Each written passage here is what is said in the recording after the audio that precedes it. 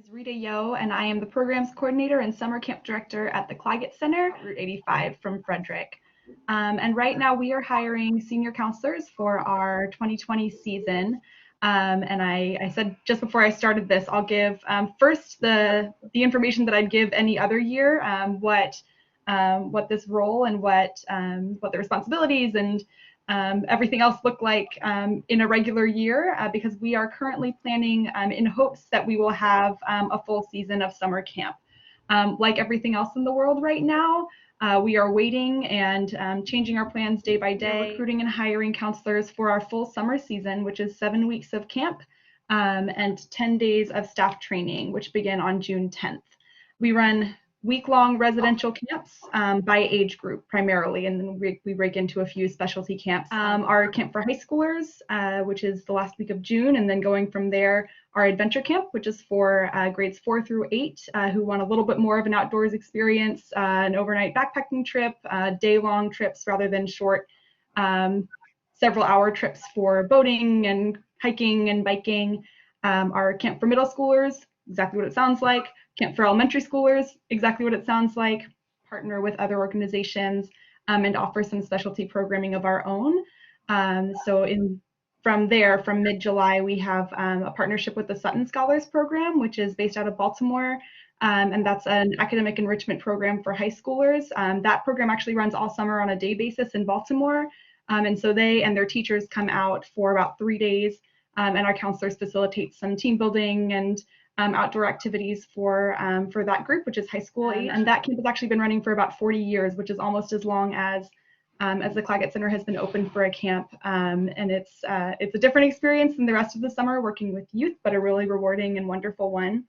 There's a week in our regular summer season where there's not a camp running. That week is open and available for counselors to work in programs around the campus or administrative work. It's not required for counselors to take that week, but we will offer accommodations, hours, and regular salaried.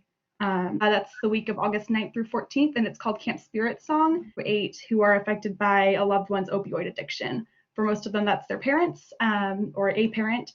They come from primarily Maryland, but also from Pennsylvania, West Virginia, Virginia, and DC. The role of our senior counselor, we hire a team of up to 10, 1 year out of high school. Most of our staff are college students. Some are not. Some are in other places in their life, but generally in that like 18, 19 to about 23, 24 age range. And as I've said, this is a residential camp, and our biggest focus is on building community. Counselors, as I've said, are responsible for being the holders of camp, as I say, or the showrunners. They work closely with me and our assistant camp director to do a lot of identity building and team building, and as well as training during our senior staff training. Oversight and supervision of all of our activities. So whether that's downtime with campers and in between time and pickup games and or silly elaborate games that somebody's come up with and wants to make happen, as well as our kind of concrete activities, our canoe and kayak trips, our hiking trips and bicycle trips, swimming supervision. All of our classic summer camp activities are run by senior counselors. They work with a fairly large team of volunteers as well, our junior staff, which are high school volunteers. And usually throughout the summer, we have a number of adults who volunteer as well. Some of them are former counselors, some of them are members of churches and adults in the community who love working with kids and want to have some sort of role at camp. So there's a strong leadership aspect as well, with, again, the senior counselors putting in additional work ahead of time and being the salaried staff. Also do a lot of mentoring with our junior staff, and it's a great opportunity.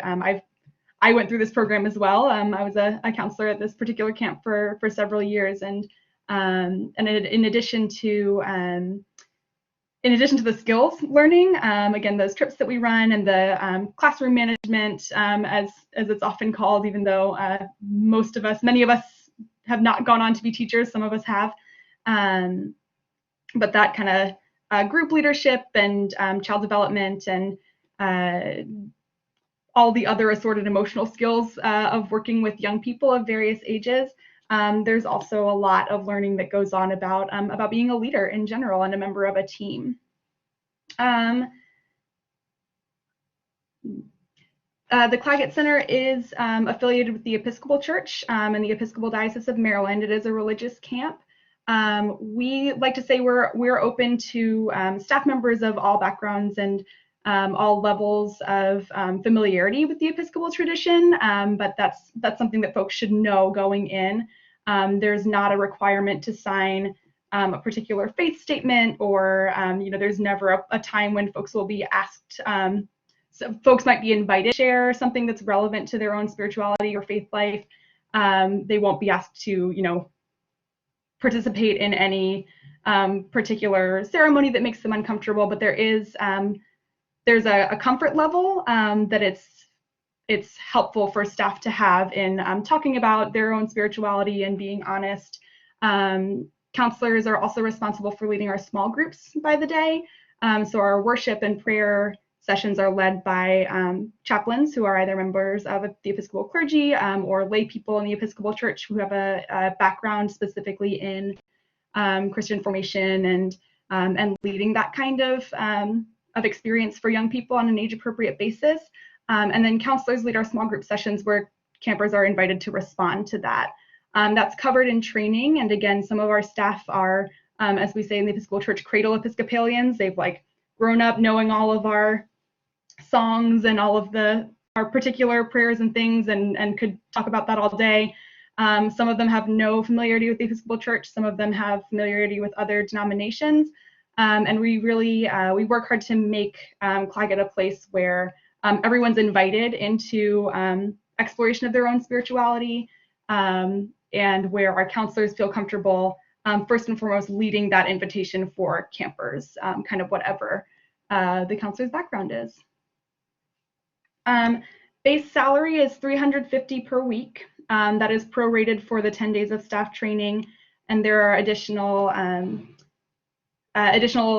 think, $50 per week for certain certifications, including lifeguarding and pool operator, as well as additions to the salary for years of experience on staff. Room and board is also included in the salary for the summer. Begin with the day that staff training begins until the day after summer camp ends, which is our staff cleanup day on August 15th.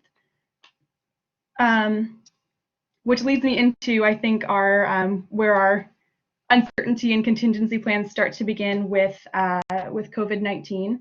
At this point, all of our offers and contracts are contingent on camp being open. Ultimately, we cannot offer work or accommodation if camp is closed, if the Department of Health has not strongly recommended that it's safe to gather in numbers again.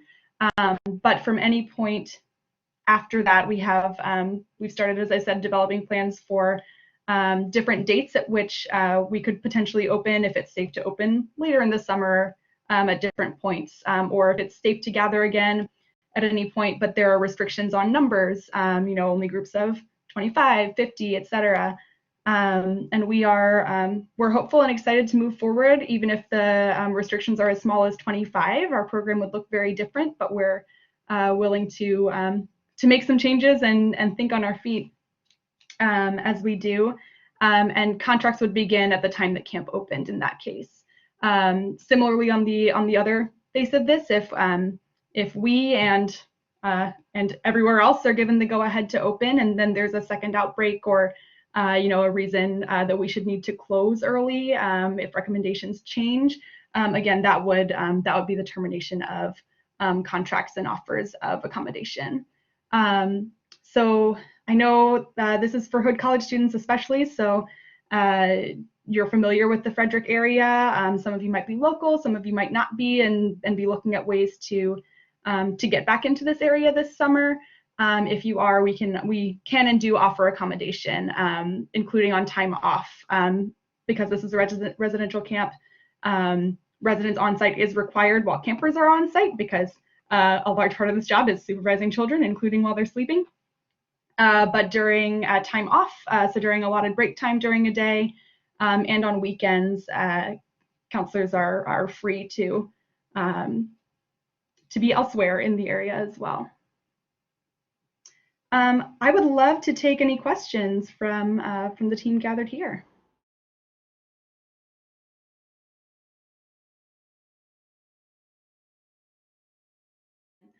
So our largest camps are about 75 campers. I can't believe I didn't mention this earlier. Our physical structure is kind of different than what a lot of people think of in traditional camps. Instead of cabins, we are actually based out of a historic school building. And so the capacity for that building is about 100 people, campers, and staff. So those are our largest camps tend to be around that size. So about 75 campers, about 25 staff. That includes our junior staff and volunteers, our nurses and chaplains as well. So our ratio in that case is about 1 to 5. About the highest we go. A lot of camp is relationship building, and both between staff and campers, and between campers themselves. And so we push to make sure that we have enough counselors there to where it's not just taking care of the bare minimum of what we need to run activities, but so that we can do those activities and really be in and among the life of our campers and getting to know them and build relationships there.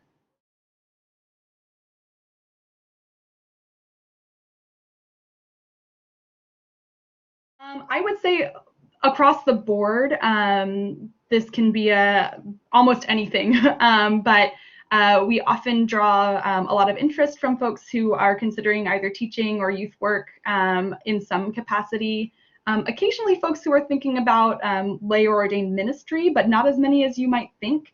I'm trying to think back through our last few summers of staff. We've had education students, music education students, lots of opportunities for musical leadership as well, if there are folks interested there.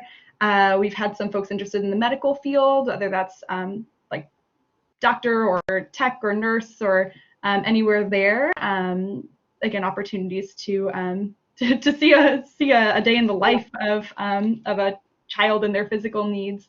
What else have we had? A lot of people who are still trying to figure that out and just not sure, but know that they want to be part of something meaningful. Like I said, I'm a firm believer that this kind of work grows skills of all kinds. I mean, Hood College is a liberal arts college, correct? I'm also a liberal arts graduate, so it's a little bit of that well-roundedness and experience in becoming a good communicator, understanding what it looks like to work on a team that you also live with, which is not a not a situation you find too often in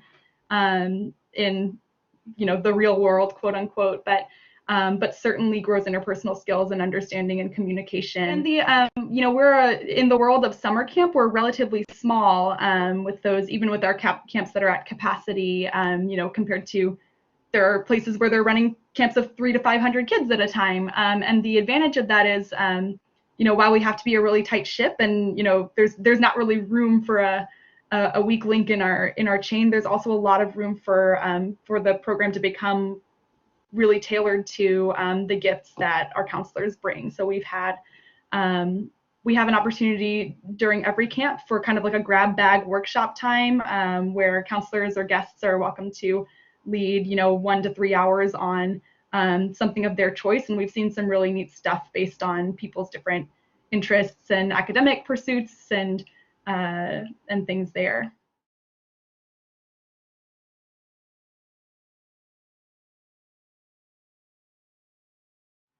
Currently, so we often partner with Camp America, which is an agency that places young people from all over the world at camps in the U.S. This year, because of COVID-19 and just uncertainty about travel, we do not have any staff hired through Camp America.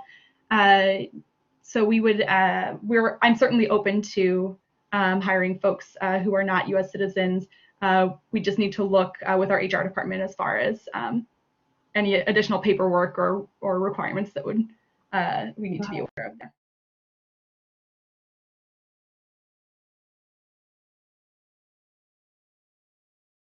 They're long. I won't. There's no really getting around that, but a typical day involves, getting up with the kids shortly before 8. All meals we take together, and then from breakfast until lights out, which is varies based on the ages of the children. So for our youngest campers, it is like a hard lights are out at 9. And for our high schoolers, lights are out at 11. But in between there's 90 minutes to 2 hours that are fully break time for every counselor that are scheduled into the day. This could be at different parts of the day. And those are completely free. They are the counselor's hours to nap, whatever they would like to do, and they're welcome to go off campus with permission. Permission's always granted, just in our accountability system. They need to give a heads up to leadership. And then we try and extend during, especially during our smaller camps, if we can do a longer, like a night off during the week. That's not possible every week, but depending on the program, it is. Camps start at 1 o'clock on Sundays each week, and then campers are picked up at 4 o'clock on Fridays, which means from about 7 o'clock onward, 7 o'clock Friday until 1 o'clock Sunday is fully free. That's including time for our closing ceremony for campers to leave, and then for counselors to meet and kind of debrief the week, and then do a little bit of light cleanup and make sure that we're ready to cooperate with our housekeeping team for the start of the next camp.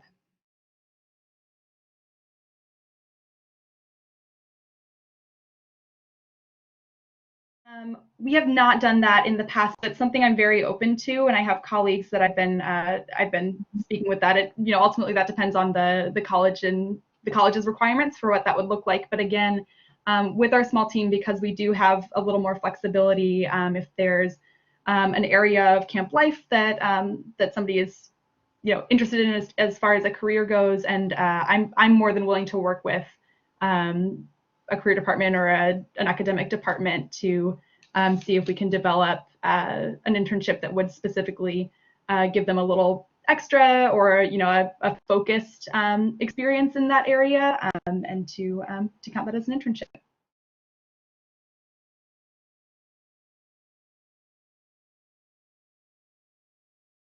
So applications can be found on our website, claggettcenter.org, under the Camp Staff tab.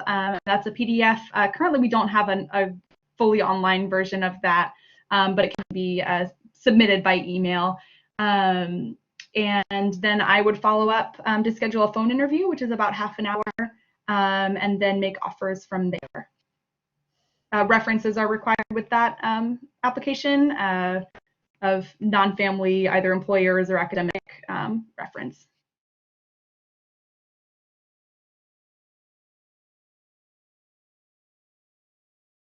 Claggett Center, as I've mentioned, the space that it's on was several things, but most recently, before it was the Claggett Center, it was the Buckingham School for Boys. Actually, some former students are still alive, and through the course of Claggett history, we've had a chance to meet some who are still in this area and who grew up at school there, which is the original land grant, which was big. It was a lot of Buckystown and Adamstown. And then in the 1950s, 1952, I believe, was the summer that we opened for camping ministry. After the school closed, the Episcopal Diocese of Maryland acquired the facility, and we've been running camps there since 1952. So they've looked different as time has gone on, and we've added particular programs. We've added a lot to the facility since that time, so it no longer looks like just a big old dorm building. We have also on site a fully operational conference center and a hotel style building with 60 rooms as well. So we do a little of everything.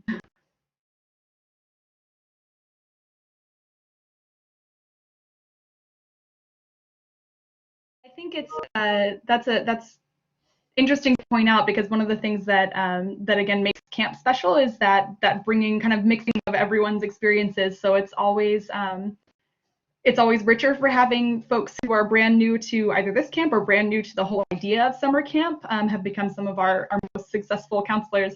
The longest, we've had a couple counselors that have done 5 summers. That's probably the longest runs, although once in a while in the longer history, we've had somebody who's become a teacher and wanted to do camp in the summer, just as a year-round work, and loved being there.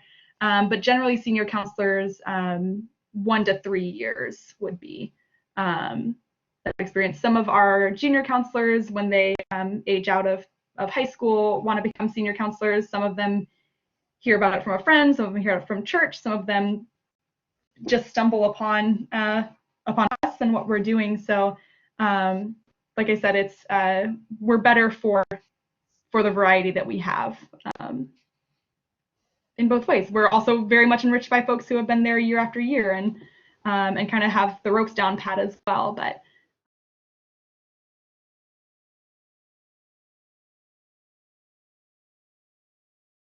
largely, yes.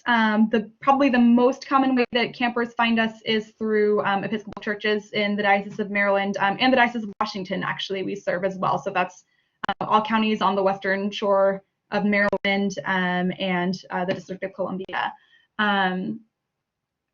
Many of them are affiliated with an Episcopal church or an Episcopal school, but also a lot of them aren't. We've been running for long enough that some of them it's a neighbor or their parent or their parent's friend. They moved to the area and said, I'd like to send my kid to camp. Do you know anybody? And somebody goes, oh, I went here in the 80s, or so, or I've sent my kids here, or so a lot of kids who come with I wish I had a full breakdown of kind of what the percentages are there, because that also does inform what our Christian formation component looks like. As I said, we certainly are a Christian camp, but we also are mindful and want to be respectful and inviting, but not overbearing on kids that are coming from different traditions or from no religious tradition.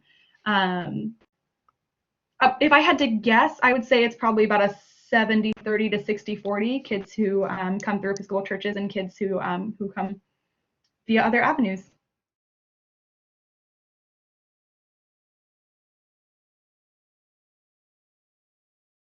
Dining facilities. At this time with the retreat center, we stagger if there are any adult groups or retreats on campus. Well, anybody that rents as a hospitality group in the summer kind of gets a disclaimer that there's summer camp, so Sure. there's a little more noise and things than you would typically expect if you're coming out. It's not the best time to book your silent meditation retreat. But we stagger so that we aren't generally using facilities at the same time, whether that's the swimming pool or the dining hall, so that the kids can kind of be there and be kids without there being too much disturbance there. Otherwise, our lodging facilities are separate. They're in our historic dormitory building, Powell Hall, whereas our adult groups would rent either our inn facilities or one of our private cottages.